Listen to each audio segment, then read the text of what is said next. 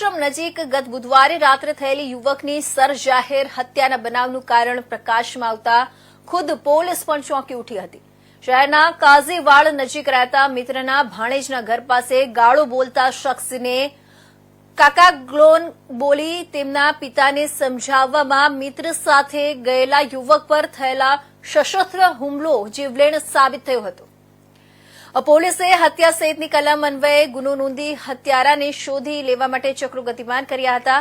ભાવનગર શહેરમાં ફરી એક વખત કાયદો અને વ્યવસ્થાની સ્થિતિ કથળી હોય તેમ છેલ્લા 2 દિવસમાં મારામારી, હત્યા સહિતના બનાવો વધ્યા છે અને ગુનેગારો, અસામાજિક તત્વોને પોલીસનો ડર જ ન હોય તે રીતે છાસવારે ગુનાહિત ઘટનાઓ પ્રકાશમાં આવતી રહે છે.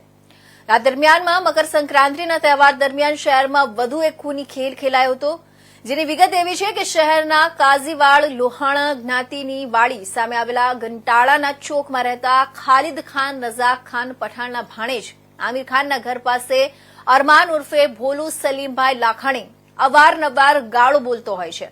આમિર ખાને મામા ખાલિદ ખાનને ફોન કરીને વાત કરી હતી. આથી ખાલિદ ખાન પઠાણ અને તેના સંબંધી સાહિલ રાઝા તથા મિત્ર મુસ્તફા ઉર્ફે કાળુભાઈ કાંચવાલા અરમાનના પિતા સલીમભાઈ લાખાણીની દુકાને ગયા હતા અને પુત્ર અરમાન અવારનવાર ગાળો બોલતો હોય તેને સમજાવવા માટે જણાવ્યું હતું.